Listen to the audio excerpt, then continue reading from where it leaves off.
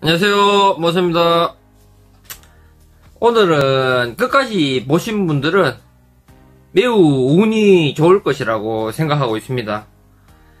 암호화 자산 시장은 올라간다고 생각하고 있어요.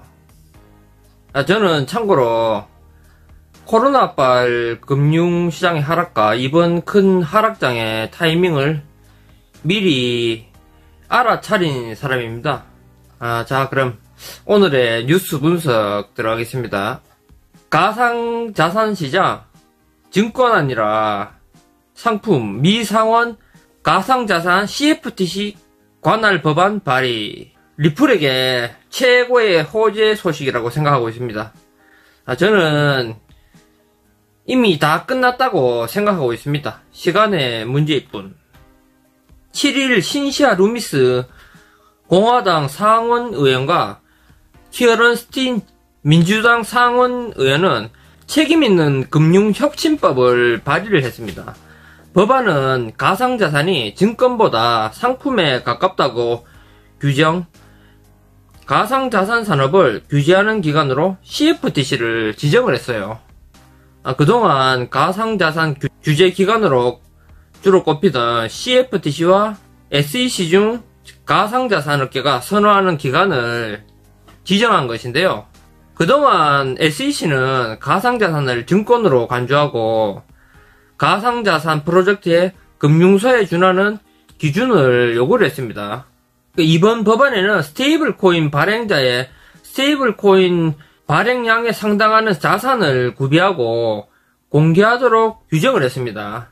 가상자산으로 상품과 서비스를 구매할 때 거래당 최대 $200까지 자본소득세를 면제를 한대요. 가상자산 현금으로 전환할 때까지 소득세를 면제하는 조항 등을 담고 있다. 이거 가상자산 그냥 쓰라는 얘기 아닙니까? 가상자산을 규제하는 기관은 CFTC가 될 가능성이 커졌습니다. 아마도 90% 이상은 CFTC가 이제 가져갈 것이라고 저는 생각하고 있습니다. 법안을 발의한 루미스 의원은 미국 상원에서 가상자산 친화적 인사로 꼽힙니다. 2022년 재산 내역 공개에서 비트코인을 소유하고 있다고 보고 있는데요. 11월달 미국의 중간선거를 앞둔 상황에서 이 법안이 현재 의회를 통과하기는 어려울 것으로 보고 있는데, 향후 가상자산 시장에 규제안을 협의할 때 이제 초석이 될 것으로 이제 보고 있습니다. 내년에 어느 정당이 상원을 장악하는지 관계없이 이 법안이 토론의 출발점이 될 것으로 이제 기대한다고 보도가 나왔습니다. 이런 법안이 나왔다는 것 자체가 미국에서도 가상화폐 시장을 받아들일 준비가 끝났다는 거예요, 사실. 미국의 결제 솔루션 페이팔이 암호화폐 외부 지갑 및 거래소 전송 기능을 추가를 했습니다. 형님들, 누님들, 이제 대중화가 시작되었다는 것을 의미하고 있어요. 페이팔이 생겼다는 것은 얼마 후 한국에서도 카카오나 삼성 휴대폰에서 암호화폐 전송 서비스를 시작하게 될 가능성이 커졌다는 것을 의미를 합니다. 암호화 자산 시장이 망했다고 생각하십니까? 아직 아닙니다. 시대의 흐름을 잘 보셔야죠. 코인베이스 상장 로드맵에 4종 암호화폐 추가, 16종 암호화폐 상장 고려 중에서 계획 중으로 변경한답니다. 코인베이스에서 암호화폐 상장을 16종이나 한대요. 지금 이 시국에 거래소 입장에서는 신규 암호화 자산을 신규로 상장하는 것이 쉽지 않은 상황인데, 신규로 상장해도 일반 개인들은 거래를 거의 하지 않을 가능성이 크죠. 그런데 이런 시기에 16종이라니, 더군다나 90%의 코인이 사라질지도 모른다고 하는 이때 왜 상장을 하고 난릴까요? 한번 의심해 보십시오. 코인베이스에서 신규로 상장되는 코인의 종류입니다.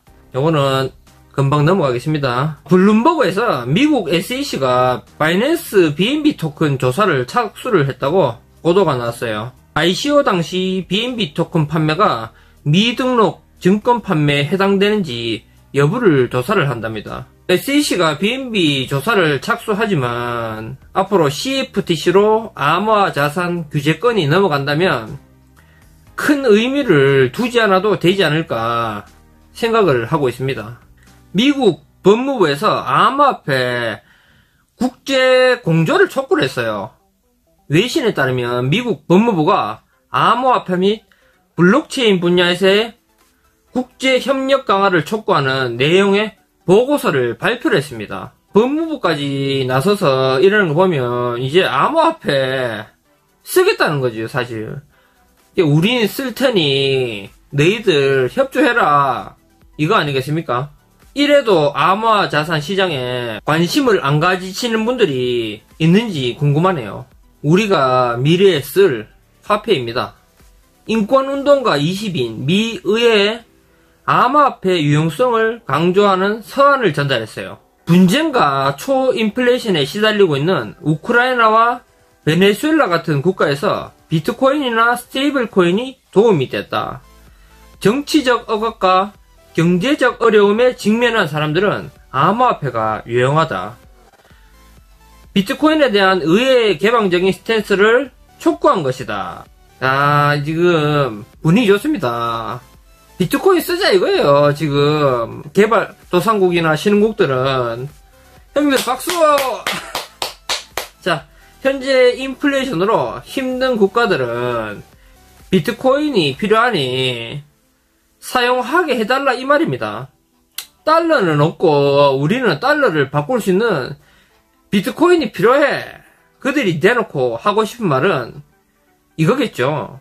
이제 곧 전 세계의 암호화폐 러시가 시작될 것 같습니다. 버뮤다 최초 디지털 자산은행 출범. 버뮤다 소재 주얼뱅크는 버뮤다 통화청으로부터 풀뱅크 및 디지털 자산 비즈니스 라이선스를 취득. 버뮤다 최초 디지털 자산 은행이 됐다고 밝혔습니다. 주얼뱅크는 달러 연동 스테이블 코인을 발행할 계획이랍니다. 달러 연동 스테이블 코인을 왜 자꾸 발행할까요? 얼마 전에 루나 테라 사태를 보면서도 스테이블 코인을 계속 발행하고 있어요, 지금.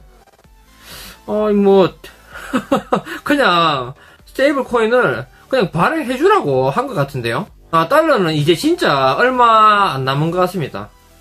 뉴욕 지지사 암호화폐 채굴금지법 아직 서명 여부 결정 못했다. 그레이스케일의 베리 실버트가 뉴욕 암호화폐 금지법은 일자리를 없애고 기술 혁신을 저해한다고 지적한 데 이어서 이더리움 창시자 비탈릭 부테린도 POW 채굴 방식의 암호화폐 금지를 반대하는 입장을 내놓은 바 있습니다. 제가 보기에는 뉴욕 주지사 서명 못할 것 같은데요. 전 세계가 비트코인으로 들여오려고 하는 이때 암호화폐 채굴 금지 법안을 신흥국들이 암호화폐를 사용하려고 하는 이 판국에 금지를 할 수 있을까요? 제가 볼 땐 미쳐야지 할 수 있는 행동이 아닌가 생각이 듭니다. 결제 프로세서 체크아웃닷컴 가맹점 스테이블코인 결제 지원. 글로벌 결제 프로세서 체크아웃닷컴이 가맹점이 실시간으로 스테이블코인 결제를 처리할 수 있는 시스템을 출시를 했습니다. 판매자가 USDC 지불을 수락하는 즉시 법정화폐로 자동 환전을 해준답니다. 박수! 오늘 뉴스 보면서 눈치채신 것 없으신가요? 이제 전 세계가 암호화 자산 시장으로 들어올 준비를 하고 있는 거예요. 달러 연동 스테이블 코인을 계속해서 만들어서 이제 달러를 골로 보내는 과정입니다. 현재는 빙산의 일각일 뿐 세계 곳곳 식량위기 임박 경고. 저 영어는 무슨 뜻인지 잘 모르겠네요. 이 사진은 스리랑카 콜롬보에서 시민들이 가스가 없어서 도로를 점거한 사진입니다. 이제 원자재 난리가 나는데 이제 진짜 위기는 식량 위기라고 경고를 하고 있습니다. 유엔 산하기구인 세계식량계획과 식량농업기구가 세계적인 식량 위기가 임박했다고 경고를 했어요. 가뭄, 기후 충격과 코로나19, 우크라이나 전쟁에 따른 식량 및 에너지 가격 급등으로 식량 위기가 다가오고 있다고 지적을 했습니다. 현재 인도네시아와 파키스탄, 페루, 스리랑카에서 벌어지고 있는 식량 위기는 이제 빙산의 일각에 불과하다고 강조를 했습니다. 강조를 했다는 얘기는 앞으로 식량 위기가 어마어마하게 이제 커질 수 있다는 그런 얘기죠. 이제 식량 위기를 겪고 있는 나라들은 달러가 별로 없는 나라들입니다. 제가 계속해서 이야기를 드리는 것이지만 물가 폭등이 되면 사람들은 암호화 자산이 필요할 수밖에 없습니다. 암호화 자산이 물가 폭등을 해지할 수단이 될 수밖에 없기 때문입니다. 기아위기가 심각한 20개 나라를 선정하면서 이 중에 에티오피아, 나이지리아, 남수단, 예멘, 아프가니스탄, 소말리아 등이 재난에 직면한 최고 경계 지역으로 꼽혔습니다. 자, 이런 나라들은 이런 경우를 겪으면 어떤 현상이 일어날 수밖에 없는지 이야기를 해볼까 하는데요. 전 세계는 코로나19로 2년 동안 통제되면서 삶이 바뀌었어요. 비대면 시스템이 발달하고 사람들은 온라인으로 많은 것을 대신하게 되었습니다. 우리가 변하고 싶어서 변한 게 아니죠. 그럼 그냥 환경이 우리를 바꿔놓은 것이죠. 자, 그럼 후진국, 신국들은 어떤 변화가 생길까요? 제 생각에는 강제로 디지털 화폐를 쓰게 될 것이라고 생각하고 있습니다. 이미 그런 환경은 조성이 되었습니다. 아니라고 생각하십니까? 후진국들은 강제로 본국의 화폐보다 디지털 자산을 찾게 될 것이에요. 아직도 세상이 흘러가는 것이 안 보이십니까?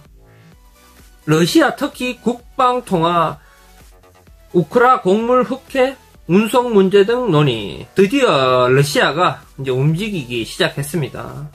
제가 생각하기에 현재 상황을 발전시킬 수 있는 제일 큰 카드는 러시아 우크라이나 전쟁입니다. 전쟁 사태가 해결될지는 모르겠지만 러시아의 기조가 바뀌고 있다는 거예요. 러시아와 터키 국방장관이 우크라이나 곡물 수출 방안 등 사태를 논의를 했는데요. 이제 터키가 중재를 하기 위한 노력을 계속해서 하고 있습니다. 마지막 대박 뉴스. 중국에서 봉쇄를 풀고 돈도 풉니다. 중국 증시의 반전. 형님들, 대박 뉴스. 중국에서 돈을 풉니다.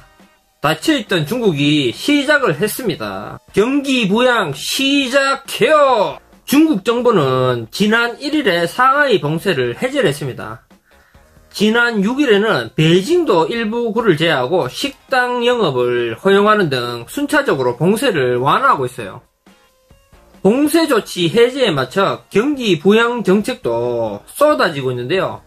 상하이는 봉쇄를 풀면서 전기차 구매 시 1만 위안, 200만원 정도의 보조금을 주는 정책을 발표를 했고, 베이징은 45개의 경기 부양 조치를 이제 발표를 했습니다. 다른 지역에서도 비슷한 정책으로 소비 부양에 나설 것으로 전망이 되고 있다고 합니다. 돈을 풀고 플랫폼 기업에 가했던 규제도 느슨해지는 모습이에요. 중국 당국이 조만간 차량 공유업체 디디 추싱에 대한 조사를 마무리하고 이제 신규 가입자 모집 금지 등 규제 조치도 풀 것으로 전했습니다. 이제 삼성증권의 연구원은 올여름 6월에서 8월 중국 증시의 이슈는 부양 정책과 경기 정상화라고 이야기했어요. 저는 이번 상승의 촉발의 주인공은 중국과 러시아가 될 것이라고 생각하고 있습니다. 최근 뉴스들을 보면서 자금이 들어올 만한 곳이 안 보였습니다. 그런데 이제 중국이 움직여 주었네요. 그리고 플랫폼 기업의 규제도 느슨해지고 중국이 경기를 살리겠다는 의지를 보이고 있습니다. 중국 이해의 유동성이 좀 더 확보되면 좋겠지만 지금 시중에 풀려있는 유동성만으로도 저는 금융시장의 활기를 불어넣을 수 있다고 생각하고 있습니다. 계속된 하락도 계속된 상승도 없습니다. 중국과 러시아가 이번에 상승을 주도하게 될 것이라고 생각하는 이유가 있는데요. 저는 아마도 서로 이야기가 되어 있어서 동시에 움직일 거라고 생각하고 있어요. 물가를 잡는 게 연준의 금리 인상만 있는 게 아니죠. 물가를 낮추려면 러시아와 중국에서 움직여주면 물가가 어느 정도 잡힐 거예요. 그동안 차단되어 있던 공급을 원활하게 해주면 물가가 내려갑니다. 물가가 내려가면 어떻게 되죠? 우리 사람들은 소비를 더 하는 거예요. 그래서 유동성이 생기는 겁니다. 그러니까 러시아와 중국이 공급을 조금 원활하게 해주는 이런 조치를 취해준다면은 우리가 100만원의 돈으로 더 많은 물건과 더 많은 음식을 살 수가 있어요. 그래서 이 돈들이 돌게 되는 겁니다. 그 돈들이 돌면서 아마 유동성이 생길 것 같아요, 저는. 그래도 이제 그 유동성이 오래 지속되지는 않겠지만 충분히 가능한 이야기라고 생각하고 있습니다. 누군가는 저렇게 웃고 있을 때가 올 것이라고 생각합니다. 이제 우리가 알고 있는 유명인들은 과거에 힘든 시간을 많이 거쳤던 사람들이에요. 고난은 항상 우리에게 많은 것을 선물해 줍니다. 우리의 생각이 변하도록 돕고 있기 때문이라고 생각합니다. 자, 환호의 시간이 올 것이라고 생각합니다. 멋진 상상을 해보십시오. 멋진 시간이 온다고 믿으시기를 바랍니다. 할 수 있습니다. 우리의 소중한 인생을 위하여 오늘 하루도 행복하시고요. 구독, 좋아요, 알람 설정 부탁드립니다. 감사합니다.